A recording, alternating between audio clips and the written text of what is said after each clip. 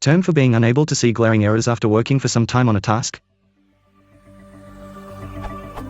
Back in the day, I used to do a lot of CAD drafting. There is a well-known phenomena whereby your ability to see mistakes, errors, omissions or plain nonsense in your drawing diminishes sharply after working more than a couple of hours on the same drawing or draft. Our engineering department even had a policy that required every drawing, no matter how simple, had to be reviewed or redlined, used a red marker on a printout to circle mistakes, by at least one peer drafter before submitting it to your supervisor. This saved a lot of embarrassment to everyone, especially the company. It saved a lot of money too, since simple mistakes were caught even before hitting version control or structural assessment, even production line assembly, let alone the final customer. Most of the errors caught by peer are simple, basic omissions like a missing dimension, missing notes boilerplate required by specification, etc. Sometimes glaring errors are caught like personal work notes or calculations making it to the final document, duplicating sections of the drawing, etc. However, the drafter that had been working on the drawing was simply blind to the error until someone else pointed it out.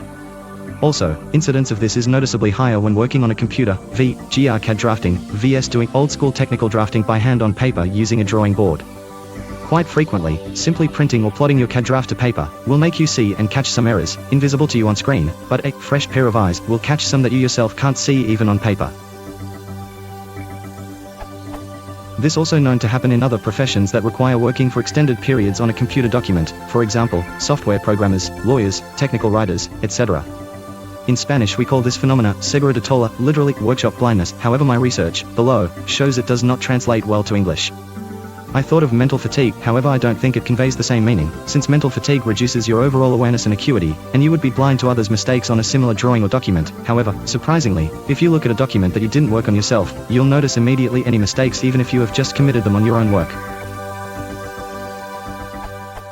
I came up with 3 alternatives for a literal translation: workshop blindness, drafter's blindness, and drafter's fatigue, and tested them using Google's Ngram viewer, but none of them yielded any results, so they are probably meaningless or nonsense.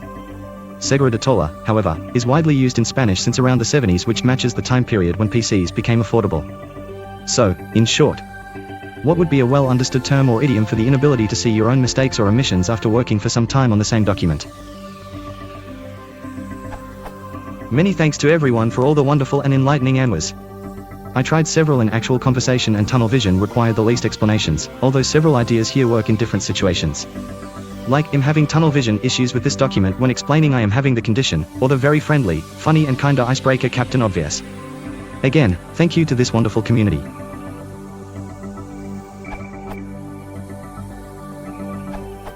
Edited thanks to 1006A, who pointed out that gloss over for ice might be an eggcorn for the intended phrase. An idiom comes to mind. Sometimes, when ultra-focused on a task for a long time, and after the mental fatigue kicks in, we usually say that someone's eyes are glazing over. As in, they're beginning to develop a gloss or glaze over them that's hazing and obfuscating objects in sight. When people's eyes glaze over, the connotation is that they are mentally spent and unable to react. This can also be said of people whose minds have taken them somewhere else, as is the case of people who are sleeping with their eyes open, people who are under the influence of something, or people who are so exhausted that their responses to stimuli are minimal.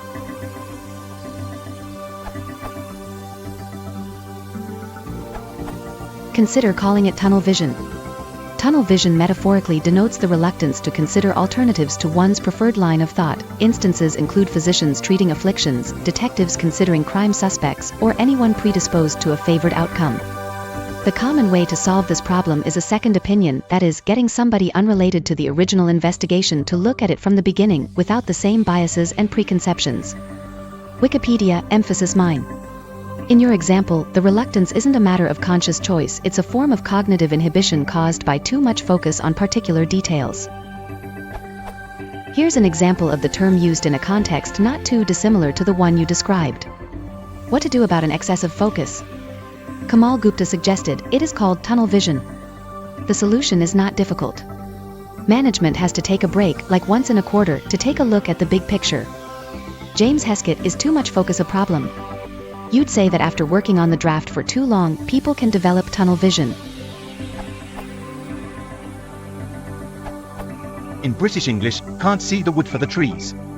To be unable to understand a situation clearly because you are too involved in it. Cambridge Dictionary.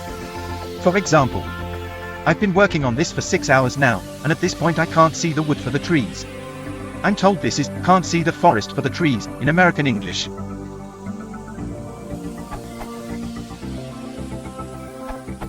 I believe this could be an example of directed attention fatigue. It sounds like a perfect match for causing the mental blind spots that people develop after several hours working on a specific task. I wouldn't call this a well-known phrase, but it's rather self-explanatory and I would expect it to be understood. The gist of directed attention fatigue is that your brain tires from constant focus, and it starts to either undercompensate or overcompensate for distractions. Undercompensating would be seen as losing the ability to ignore things and losing focus. Overcompensating would be seen in what you describe, ignoring details that shouldn't actually be ignored and forgetting to do things. Looking at an FAQ on the matter, I grabbed the section on thinking, symptoms of directed attention fatigue. We may have trouble focusing, leave things half done, forget things, lose things, find it hard to think, get confused more easily, think less creatively. Or we may get stuck on certain ideas, thoughts.